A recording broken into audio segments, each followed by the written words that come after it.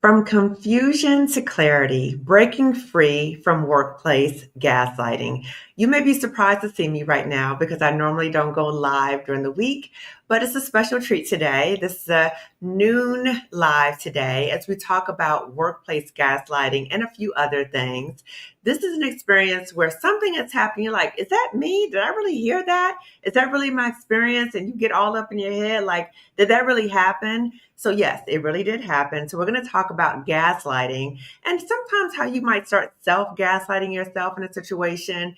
So if you've ever had an experience in the workplace where you feel like you've been gaslit, you are in the right place because we're going to be talking about that today and some other topics as well. I also want to again remind the Butterfly YouTube channel members. So the Butterfly YouTube community for Black women, that we have our book club again today, our virtual book club with the author today at 8 p.m. Eastern, 7 p.m. Central, 5 p.m. Pacific time. So that information, again, is in our community section for members. Okay, so I hope to see you today for our community members. If you're interested in being a part of the Butterfly community, that information is going across the screen. It is also in the description section of this video, and I'll just keep it going across the screen. So I'm excited today to have Kenya Crawford here with us today. So Kenya, can you please introduce yourself? Yes. Well, hello, everyone. My name is Kenya Crawford. I am a licensed mental health counselor and the CEO of Cultivating Healers, which is an organization that is on a mission to train and retain the next generation of LGBTQ and BIPOC clinicians in the community. Thank you so much for having me today. Thank you, Kenya. And you know what? I forgot to introduce myself. I was so excited about welcoming everybody today. So, if you're not familiar with me, my name is Dr. Kimani. I'm a licensed clinical psychologist. I've been licensed for over 20 years. I'm also a toxic job survivor, but more importantly, I'm a toxic job liberator for Black women. I'm the co-founder with Marissa Price of the Job Liberation Virtual Summit. If you're interested in getting the replay of that, that is also available in the description section of the YouTube video. So, Kenya, let's start off with, have you had an experience? Oh, no, I know you've had an experience. So, can you share an experience of being in the workplace where you worked at a company and you were kind of drawn to the company because of their mission, but their actions were not congruent with the mission? So, can you talk about your experience in working for a company like that? Ooh, well, I have a lot of experience with this as a Black woman working in organizations, but also as a racial equity consultant, supporting organizations in bringing more racial equity and anti-racism to their spaces. But the example that really brought me into this work, I remember working at a nonprofit in New York City, and their mission was absolutely beautiful in my eyes at that time. I remember reading their mission and thinking, this is exactly where I need to be. It was one of the first times where I was seeing an org in 2017 really talk about anti-racism, really talk about anti-capitalism, and talk about creating and cultivating spaces where therapists of color and queer therapists can really thrive in community. So Mm-hmm. I felt excited. I felt honored. I felt rejuvenated Mm-hmm. while being on this search, especially after leaving a predominantly white institution for my graduate Mm-hmm. program. Mm-hmm. So there was so much kind of excitement and energy in my body. And then, the first few weeks were great. Everything kind of looked, in alignment. The language we were using was in alignment. There Mm-hmm. seemed to be a lot of intentionality with the mission. Mm-hmm. But where I started to see the mission kind of fall by the wayside was within conflict, within Mm-hmm. feedback, within providing shift or change. So my role within this work was really around creating more programming for LGBTQ clients. Mm-hmm. And when working with my supervisor, I was noticing that my supervisor kept misgendering my clients, kept using transphobic rhetoric and transphobic client communication with me. And as a baby therapist, I didn't know if I could come in and say, hold on, wait a minute. What you're doing is not only causing me harm, but it's also causing my clients harm. Hmm. So I really had to sit and ascertain, what is my role in not just Mhm. protecting my clients, but also protecting myself. And Mm-hmm. how can I find my voice in speaking up against my supervisor, the person who, was in charge of my hours and in So charge, the power differential. very much a power differential. And there's also a racial power differential. She was a Mm, light-skinned Latinx woman, and me navigating this as a light-skinned Black woman. What does this look like mm, in this space? mm-hmm, mm-hmm. So there were a lot of really hard, challenging conversations. And I distinctively remember one supervision where she shared something along the lines with me of highlighting, what I was asking for was too much. Me asking for her to respect the pronouns of my clients and have other clinicians respect the pronouns of my clients was too much. Mm. And that supervision changed my life, because a week later I handed in my resignation and I left, and I went into private practice and started my business. And for me, it was a moment in recognizing that I can't force other people to change. I can't force people to align with the mission that they claim to say they want to. The only thing I really can control is how much of this I allow to take up in my life. That was wow. So a number of things. Mhm. One, you were like, wait a minute. So you spoke up and then she Mhm. told you it was too much. Yep. And then you did some self-reflection of, is this a system that I want to be a part of? And then Mhm. after some self-reflection, you said, no, this is not a system that I want to be a part of. And you said, I'm going to pivot out. Okay. Mhm. So I'm wondering, in that process, was there a moment where you challenged the system of, hey, wait a minute, this organization professed to say we are Mhm. about this, but yet the actions are not congruent with that? Mhm. And what was the feedback that you got? Well, the feedback was for me to do more labor, right? The feedback was, well, okay, Kenya, you're right. This may be a gap. Can you do a training? Can you facilitate a workshop on this? Can you do this labor? And I said, unpaid labor on top of Oh, the harm that I'm experiencing? That doesn't sound equitable to me. ah, That uh-huh. doesn't sound like we're walking in alignment with the mission that we claim to name in this space. So Mhm. I share that because I think for a lot of Black women, that is the response, right? True, yes. We speak up and we name a problem. Yes. And now we're also Can you expected help to us fix. solve the problem? Exactly. We're expected to fix the problem, Right. right? Yes. And depending on where we are in our own work, that might feel like a good thing for some of us. For some of us, we might think, oh, this is an opportunity for me to Mhm, really show my intellect or show my facilitation skill or show what I'm able to do in an organization. mhm, But what I found is that's another way for organizations to kind of just pull out more labor from you mhm, and mhm. also not implement anything that you've shared, That part. That part. right? Right. So I thought Absolutely. about it and I said, hold on, I'm not going to do this. This Yeah, isn't going to actually serve me or my yeah, clients. yeah, yeah. It's like more emotional caretaking from our part, like a more emotional caretaking, more emotional labor, often not with more compensation, right? Mhm. And not recognizing the emotional toll that it takes on us, and often not with any real systemic change following it. Exactly. It's just to make people feel better. Mhm. So when you told people about the harm that they were causing to you and to clients, was there any acknowledgement of the harm? I heard the part about too much, like you're doing too much.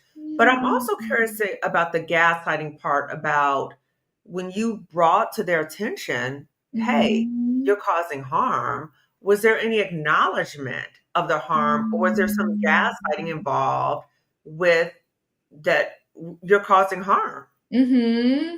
Yeah, with this question, you're making me think of a moment where there was an older Black woman in the organization that I thought that I could share this with. And Mhm, I went to her and I shared my experience with her, and there was a slight validation of, oh, that sucks. But mhm, then there was this also piece that kind of came behind it of, well, when I was your age or when I was in your position, I also struggled with navigating X, Y, and Z. So that's just kind of a part of the game, right? mm, Kind of this flippant belief that we need to experience some form of trauma in our workplaces to kind of mm, move through this career, move through this profession. And I mm, really struggled with that. And I think that was a moment where I continue to learn the lesson of, all skin folk ain't kin folk. And that reminder consistently in this field, because I think in this field, particularly for folks in the mental health, as mental health providers, we seek out other people that look like us or share similar values and hope that will give us safety, hope that Mm-hmm. will give us protection. Mm-hmm. But what I found is that, just because we share a similar identity doesn't mean we always share similar values. Mm. And allowing ourselves to have really intentional conversations about, when I say anti-racism, this is what I mean. What do you mean?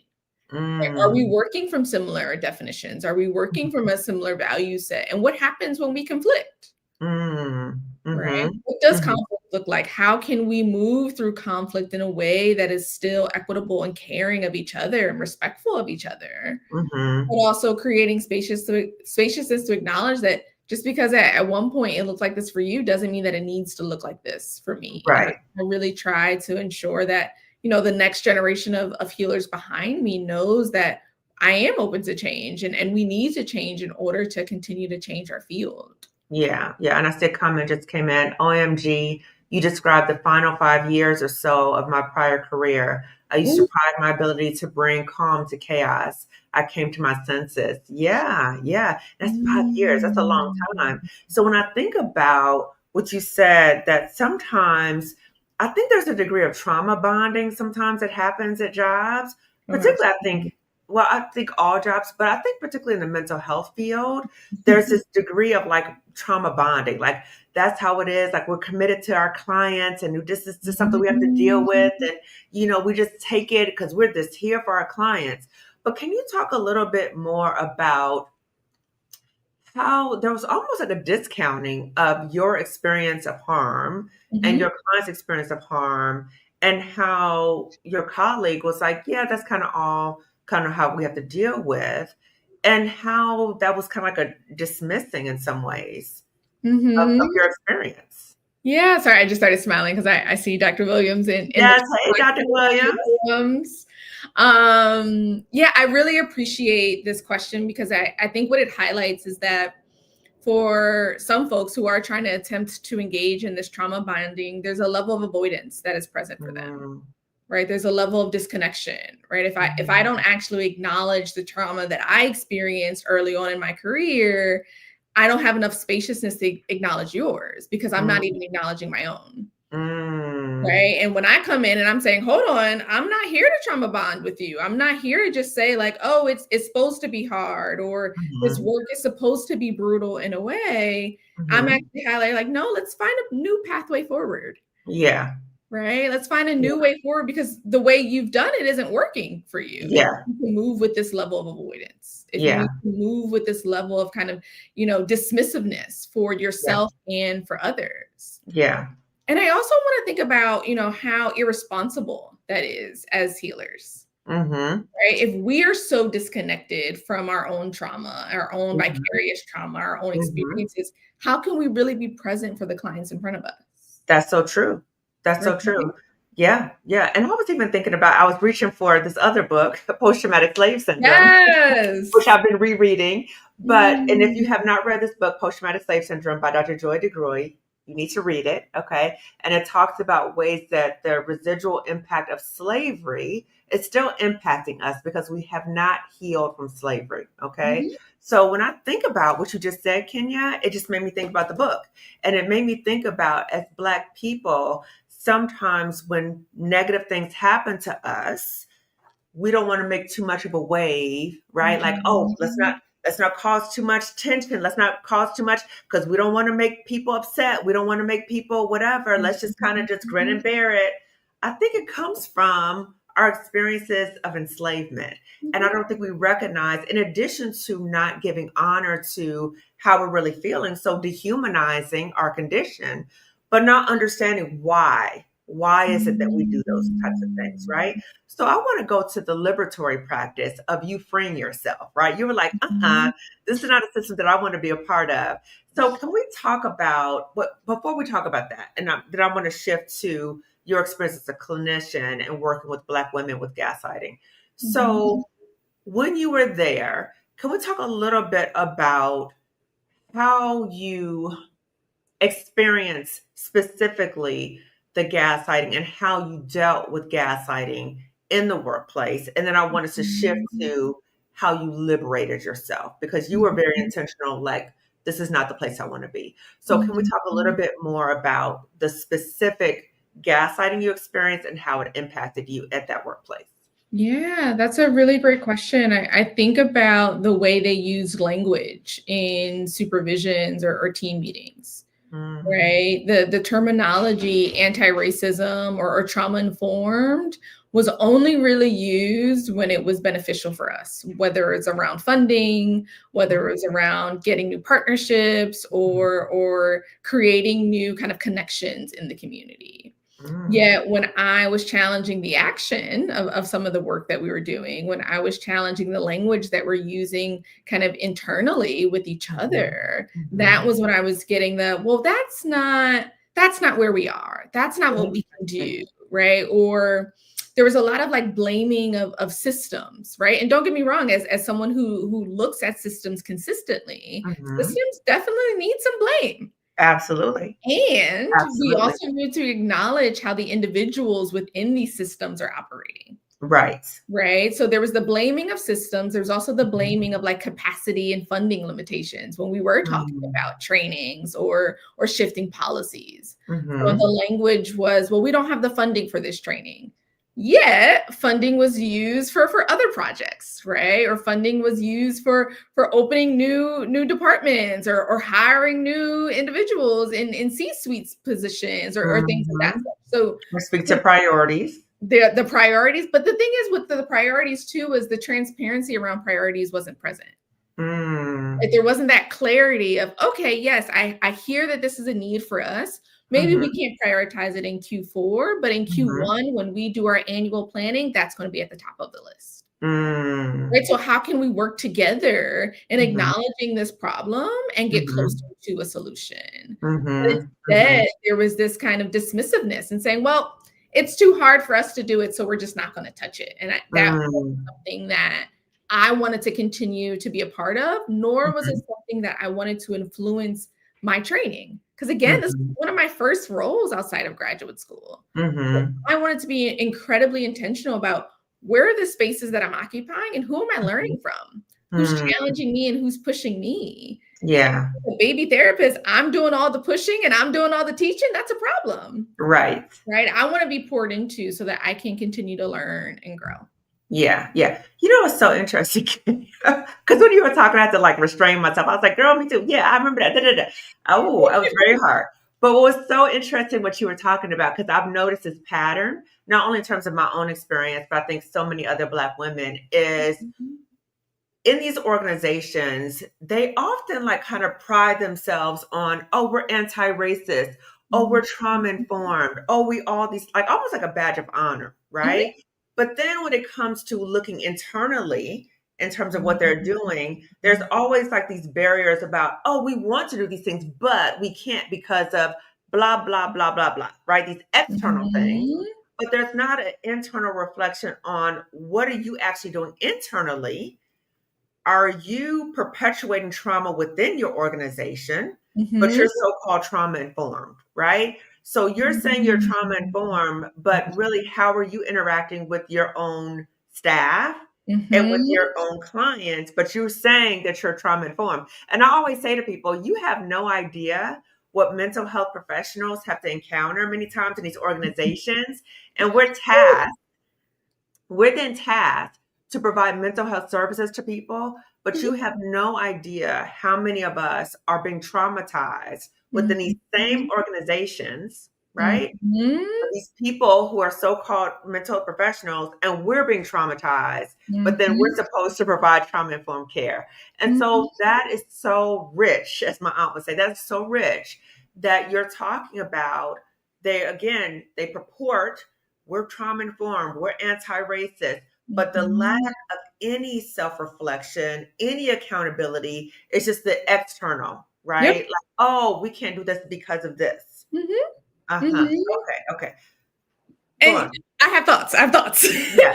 Because I think what's also really interesting is there's been such a dearth in our community with certain kind of buzzwords, right? Mm-hmm. Like I'm even thinking back to 2020 and when everyone was claiming to be anti-racist. And I Mm-hmm. think prior to that, there were even looking at different organizations, you weren't seeing that terminology on mission Mm-hmm. statements or in other Mm-hmm. spaces. So Mm-hmm. now when we see it, I think for a lot of Black women, there's this excitement, there's this Mm-hmm. pull, there's this desire Absolutely. to be a part of it, Mm-hmm. right? But we're not Mm-hmm. asking the follow-up question. And I Right. always challenge people to ask, what does anti-racism look like in conflict within this workplace?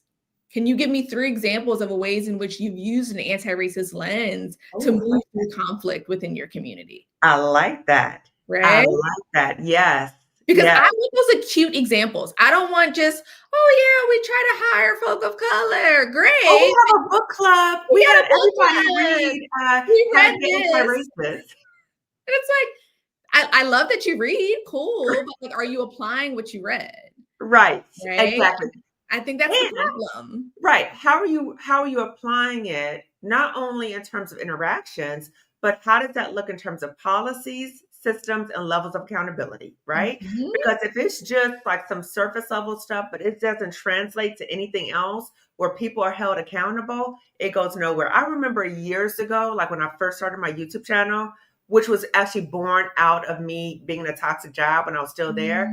I did a Mm. video years and years and years ago when I was still at, I think I was still there, but I said something like, you cannot say you're anti racist and treat staff like the N word.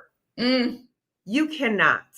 You cannot, right? Because I was like, okay, I'm out here doing the anti racist work for you that you tasked Mhm. me to do, right? Because you pumped me up like, oh, we got this funding, right? But you treat me like the N word? Mhm. Okay, I digress. We can go a whole different direction. Okay, Mhm. we'll put a pause on that. We're gonna stop there. You got me heated right now. Okay, so But it all relates, right? And I see right, this happening so much, especially when I hear organizations say, well, we're all a family, yeah, right? That one, oof, not that, Kenya, not oof, that. You didn't go there, did you? I had to. I had to. Because let's be real, a lot of us are coming from, families that need some work and need some care and need some Right, love and need some right, clarity, yeah, right? So if you're claiming this is a family, whose family?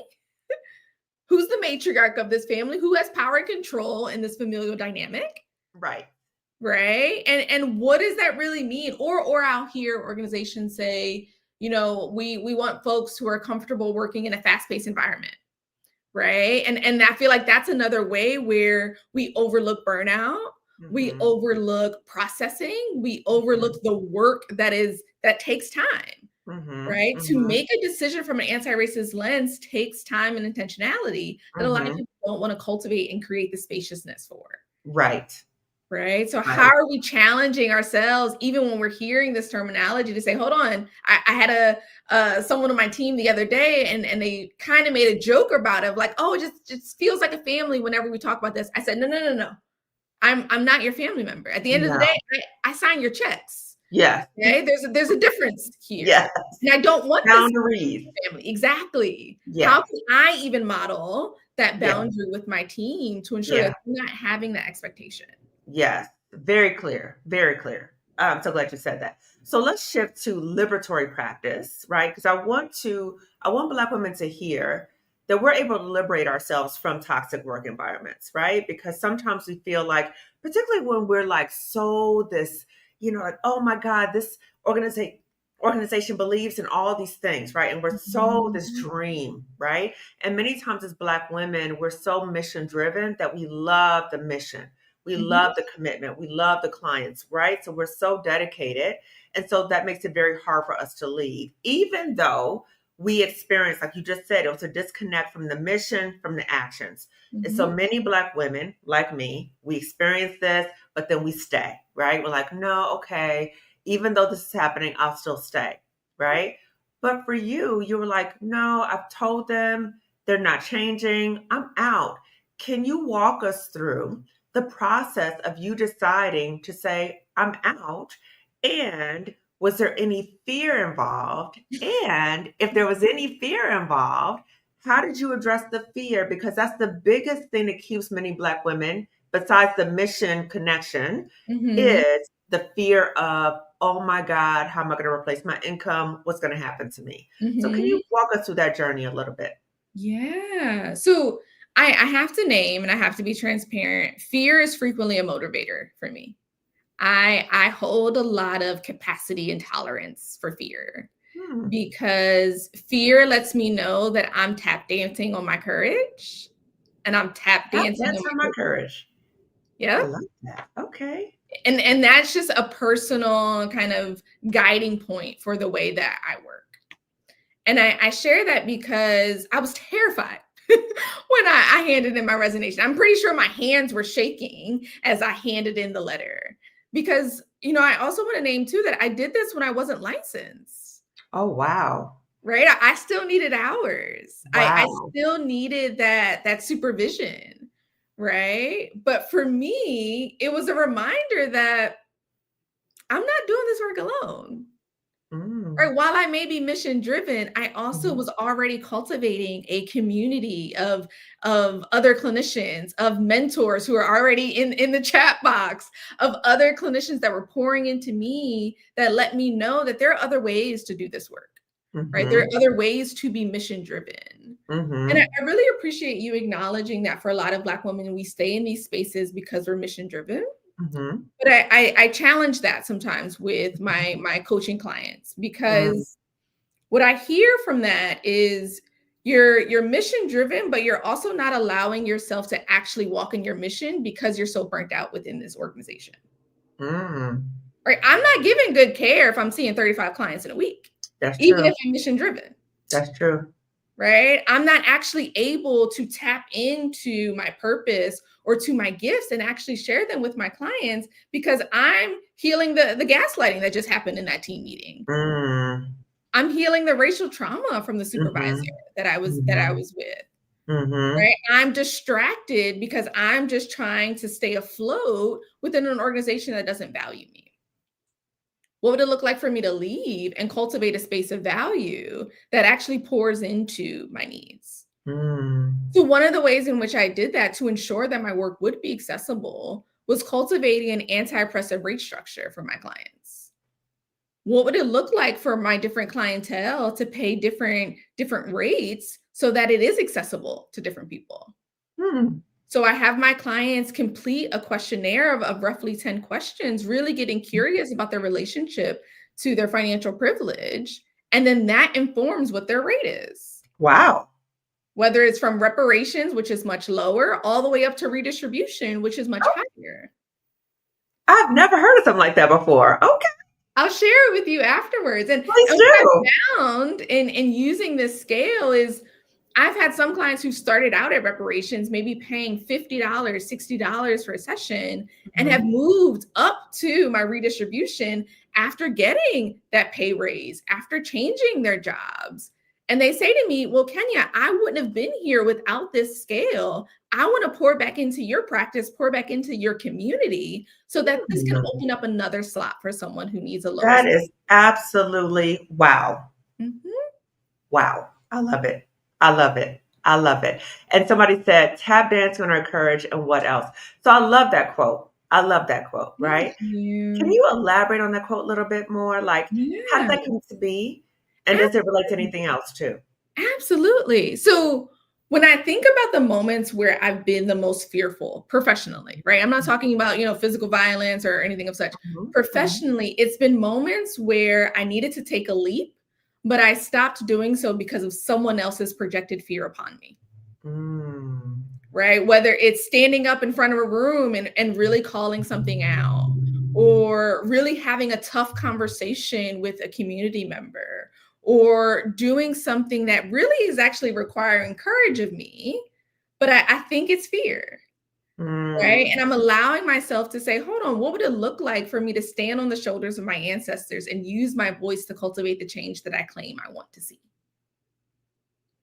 Wow. So really interrogating our fears. I think that's important because I think what happens is when we think about making changes in our lives, it often brings fear, right? Like, oh my God, wait, oh, I feel the fear. And so we think fear, that means stop.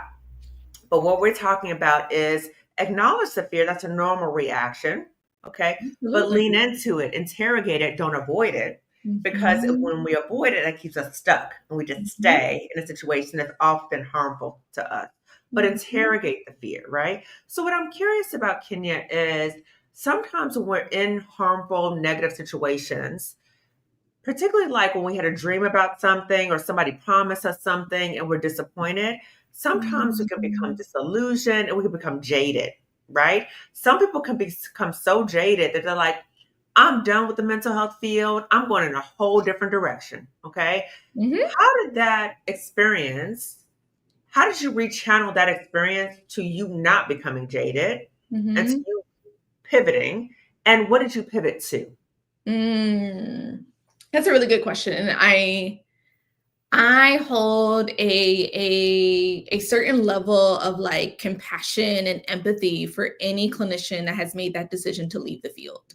And Hmm. I think some other clinicians may shame you, may ridicule you for leaving or giving up on your mission or giving up on Hmm. your clients. Hmm. And I always like to remind folks that your decision to leave is a reflection of the field, not a reflection of yourself. Ooh. So I always want to give those folks who've made that decision to liberate themselves from the field a big hug, a little bit of love, a little bit of care, because we spend too much time kind of criticizing them for that decision, opposed to criticizing the field and the systems of our field that have led to someone needing to liberate themselves from maybe only being 4% of Black clinicians in the community, or 12% of queer clinicians in the community. So I first just want to acknowledge those folks. I think for me, what has allowed me to stay in this field is acknowledging that the gaps that are present are not solely my responsibility as an individual to fix. Hmm. When I see the gaps in our field and when I see the problems in our field, I like to think about, okay, as a collective, as a community, how can we walk together in creating this macro change in the community? And I Hmm. think what happens for a lot of, especially Black women, is Hmm. we try to do it all by ourselves, True. right? We're fearful of that collaboration. We're fearful of asking for help. We're fearful of doing it amongst other people for a lot Hmm. of different reasons. Hmm. But I think that fear allows us to overproduce and then Hmm. connect our worthiness to that production. Agreed. And I really want to challenge us to disconnect our worthiness from what we produce, whether it be clinically or whether it's in the field, because that's why we're leaving the field, Yes. right?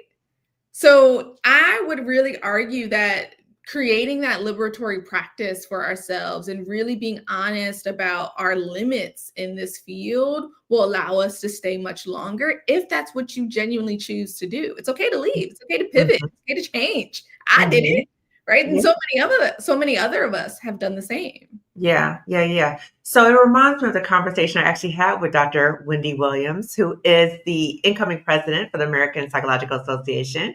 So we talked about, external validation and how it's very important for us as Black women to really know our worth. And I also, during that conversation, quoted Stephanie Perry, who mentioned that Mm. work is something that we do, it is not who we are. So we Mm. have to be very mindful that people try to project, work and job titles, and that is not our whole identity. Okay. Mhm. So we have to be very mindful of that as Black women. Okay. So, Kenya, let's talk about with your work as a clinician, right? As a Mhm. coach, as a clinician, what have you found with Black women and their experiences of gaslighting? What are some of the common things that you've heard, maybe themes or issues that you've heard from Black women clients about their Mhm. experiences of gaslighting in the workplace, and how has that impacted them? Yeah, this is a really good question. And one thing I tend to share with them a lot is when we're talking about gaslighting, what we're really talking about is a disruption of reality in an Mhm. attempt to regain power and control over you. Mhm. Right. So sometimes I'll have clients come into me and say, I had this meeting with my supervisor and I felt like I needed to take a whole bunch of notes, or I felt like I needed to record the conversation to ensure that what was said is what I heard. And whenever I hear that from clients, I think, well, what's going on in these meetings that you feel like you need to have like To all of prove. this information to prove that at minute 5:02 you said that I can go on vacation at this. It gets me really curious, right, about what's happening in that. That your ears align. Mm-hmm. Mm-hmm. So I like to get curious with my clients of like, okay, what has happened in the past that is leading you to feel like you need this proof?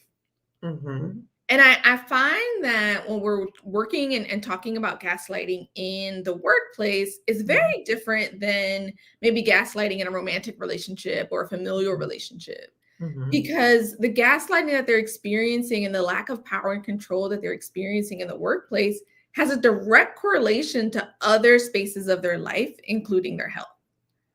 Right? When it comes to our work, but you have to think about it. At work, we're there 8 hours out of the day. Some people 10, 12, not me because I have boundaries.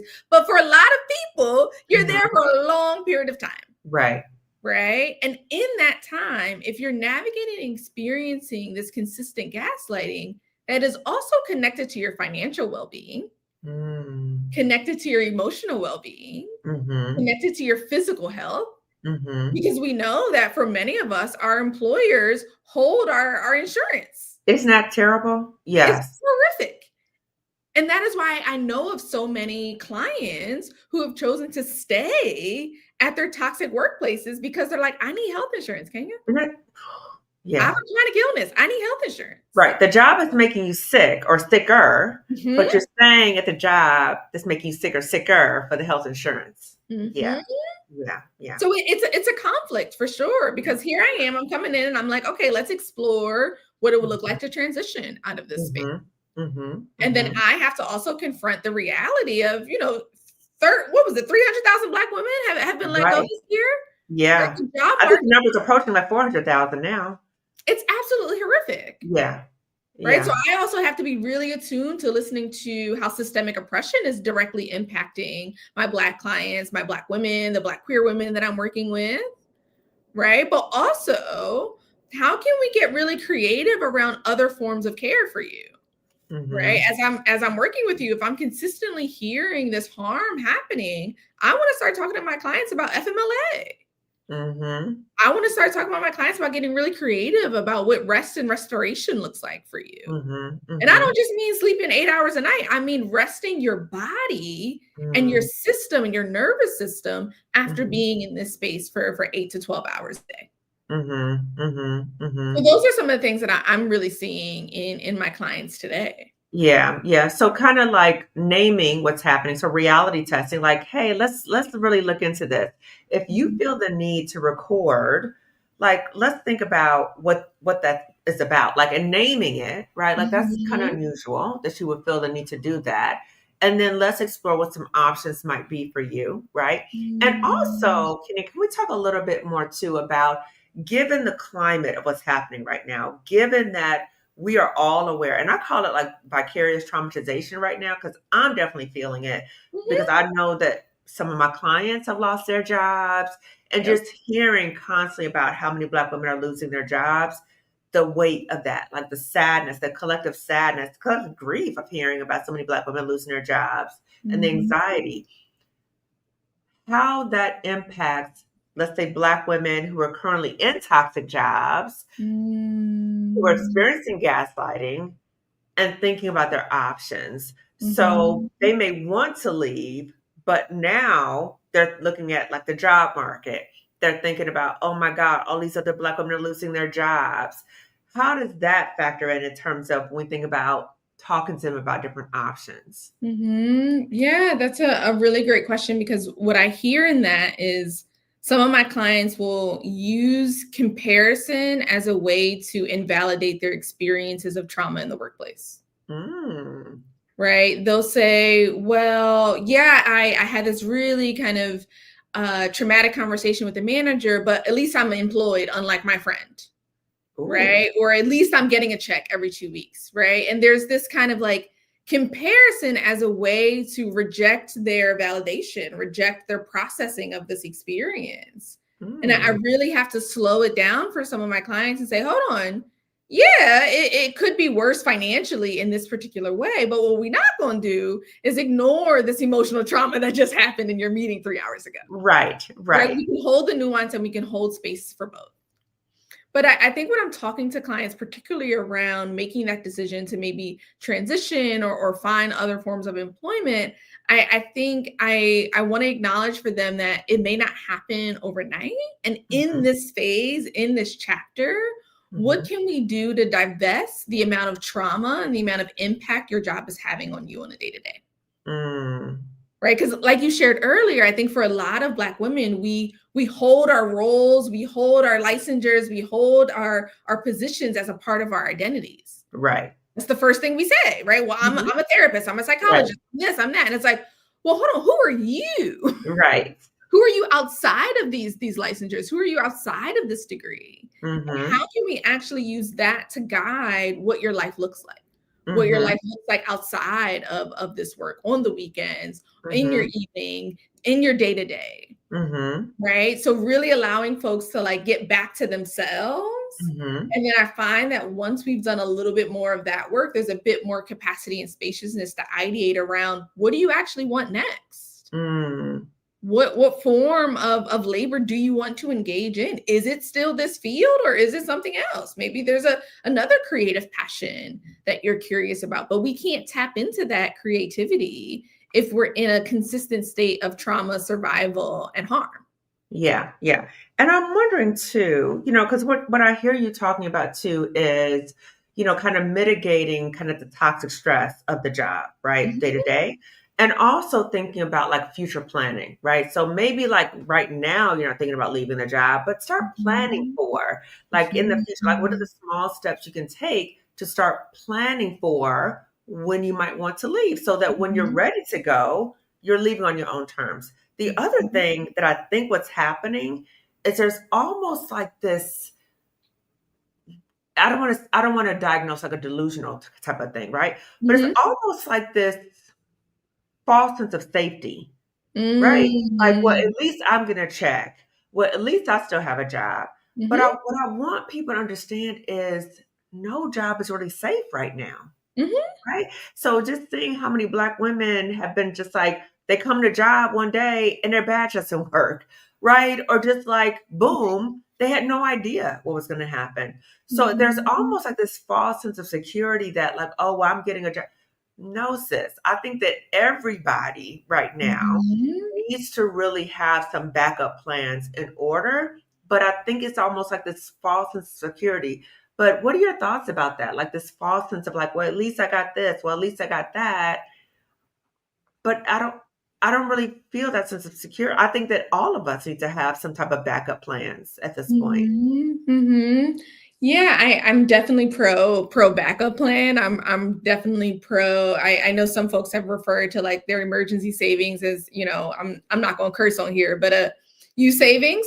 Yeah. So that you do have that cushion, Yeah. right? And can make that decision if it's happenstance within 2 weeks, you need to leave an Hmm. organization. But I think it's really fascinating to me when I do hear folks say that they feel particularly safe or particularly secure in their roles, because I don't think Hmm. anything like you shared is really secure right Hmm. now. Hmm. But I also think that I'm actually seeing the flip for some of my clients. There's this fear of like whenever there's a random meeting on their calendar, they automatically think that that's the meeting, that it's a meeting with HR and they're about to be let go. Oh, wow. Right. And sometimes it's a meeting about another project or something else going on. Mm-hmm. So I've actually Hmm. been working with a lot of clients around kind of reality testing and really assessing like, okay, what are some of the factors that could be contributing to this meeting? What could be contributing to this feedback? I'm seeing a Hmm. lot of clients, especially this time of year, having a lot of anxiety around like the feedback evaluation phase, Mm. right? Of like, am I getting a bonus or am I getting fired? Right. Ooh, And like that ooh, too extreme. scary question, right? Two very big binary extremes, and helping them kind of get a little bit more comfortable in the gray, in the unknown. Mhm. Okay. But I really appreciate you also naming planning. And I'm gonna, highlight Dr. Williams again in her book, Black Women Mhm. at Work. She talks a little bit about the different ways that we can kind of plan for that transition, plan for that Mhm. change.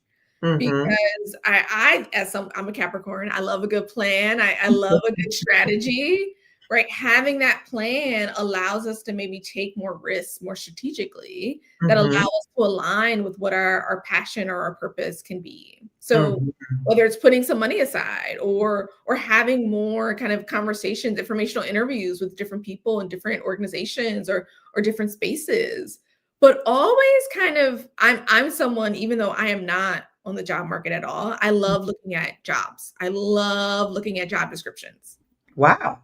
because it's something that helps me to see where our culture is going in terms of employers, right? Hmm. How are we talking about certain positions, right? Hmm. What are the skills that they're really looking for? What are the things that they're asking for? So that if one day I'm deciding to jump back into the job market and work for someone else, I Mhm. already have a bit of an idea of what's out there, what is consistently out there, but I also know where the turnover is too. Because if Hmm. I'm looking at jobs all the time and I'm seeing that you're hiring for the same role every 6 months, I know that this organization that I thought I liked is not actually the organization for me. Yeah, bad sign. Very bad sign. Very Yeah. bad sign. Yeah. But I have the spaciousness and the capacity to do that. And it's giving me so much insight as to, partners that I want to work with, other Mhm. organizations that I may work at in future years. So Mhm. even though I'm not looking, I always let folks know, like, even if you're not looking, always be looking, Ah. always be chatting, always be building connection and relationship because you never know what may be out Hmm. Okay, so stay informed. there. Mhm. Okay, okay. So, can you share with the audience what have you pivoted to, Kenya? Like, what is your current business? What Yeah. kind of things are you doing, and how people can contact you? Beautiful. So I've pivoted into being the CEO and founder of Cultivating Healers, and we are training and retaining the next generation of BIPOC and LGBTQ healers. We provide CEU trainings that focus on practical, engaged trainings, but that also center an anti-racist lens and really ensuring that we're centering the needs of clinicians of color and queer clinicians. We also have a community membership, whereas really it is a safe and soft landing for clinicians of color to be honest about the challenges of this field and also be honest about some of the needs that we may have.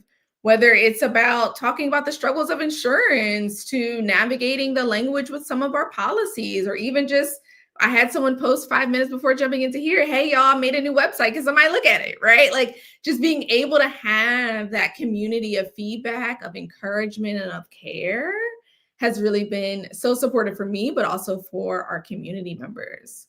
So most of my work is around cultivating healers. I also have a very small private practice where I predominantly work with queer folk of color, working through anxiety, depression, but also really disconnecting their worthiness from their productivity. So those are the biggest buckets on my plate right now. Awesome. And where are you located if somebody's interested in private practice work? Where are you Yeah. licensed? I'm licensed in New York, and I can definitely drop my contact information maybe in the chat or something. But for folks on socials, you can follow me at Cultivating Healers on Instagram and on Threads. And on the web, you can find me at kenyacrawford.com. Okay. So I will have her information in the description section on YouTube, so you can check her out.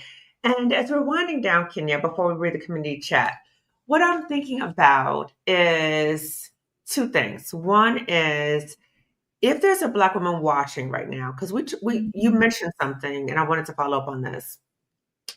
If there's a Black woman watching right now, and let's say she's experiencing gaslighting in the workplace, Mhm. and she's kind of milling over the thought of, you know what, I think I might want to leave this job, right? And she's starting to make plans and she's starting to think about it. But people around her are projecting fears of, girl, do you see this job market? You better not. What are you Mhm. doing? No, you're going to end up homeless. Like they're projecting a lot of fears onto her. What words of wisdom could you offer to her? Mm. Your fear is not my path. I think consistently reminding ourselves that someone else's projection is not our destiny is Mm, something that has really kind of been grounding for me. mm. But also remind ourselves that we can do hard things with intention and with strategy. So if you're making an intentional decision that is strategic for yourself and for the best interest of you, Mhm. go for it. Okay, okay. And then the other question I want to ask you is if there's a Black woman watching right now, what is the main takeaway? And she's experiencing gaslighting in the workplace. What Mhm. is the main takeaway that you would want for her to hear from this conversation in relation to, let's say, gaslighting? Mm, I would say your experiences are valid and are real. And the more that other people attempt to disrupt them continues to disrupt your mental health. So Mm, really allowing ourselves to know that I think when we're in a space where we're consistently gaslit, our mhm. own ability to trust our reality is disrupted. It is, yeah. Our own ability to feel into what our bodies are experiencing is disrupted. And Mhm, I think it's a reminder for us to listen to our bodies, right? And the job that I was telling you about earlier, like I was getting sick after mhm. seeing my supervisor every week. Ooh, And I was like, oh, my body's reacting this way because I ooh, don't like you. I don't like this ooh. Your space. body was like responding to that toxicity. Absolutely. Wow. So allow yourself to listen to your body and really listen to the messages that it's attempting to share with you. That is powerful. And I'm glad you paid attention to that, Kenya.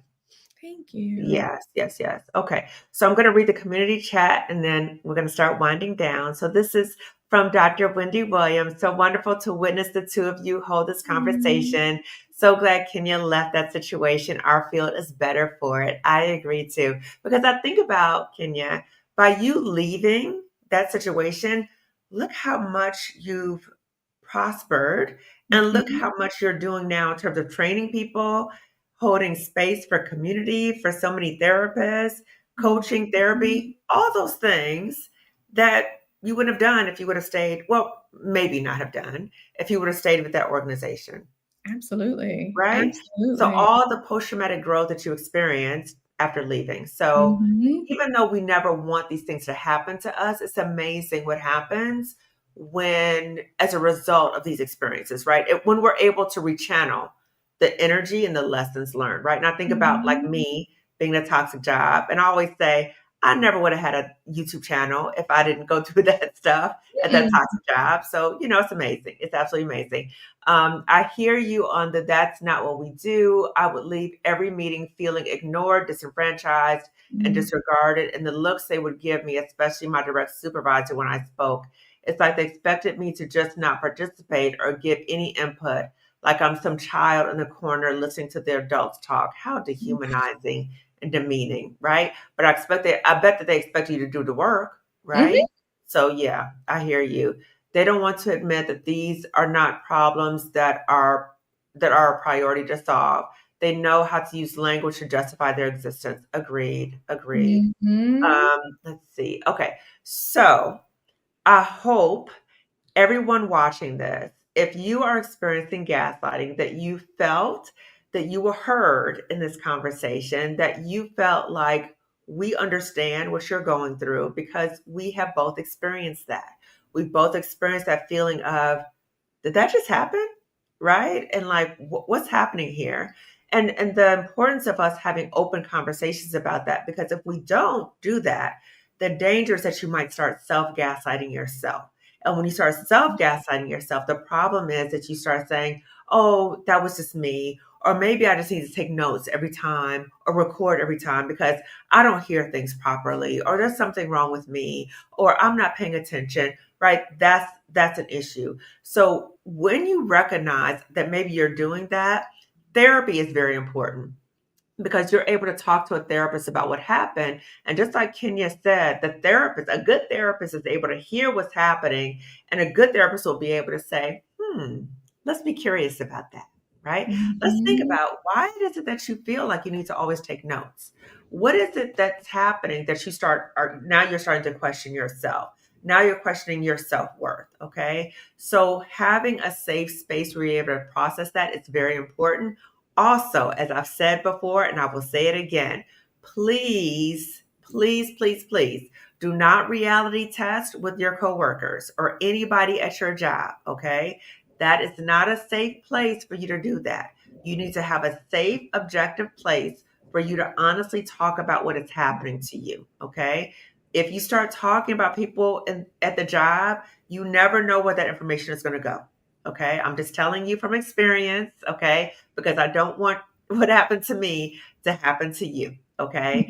So, Mm. Kenya, I'm going to give you the last word to share with the audience before we wind down.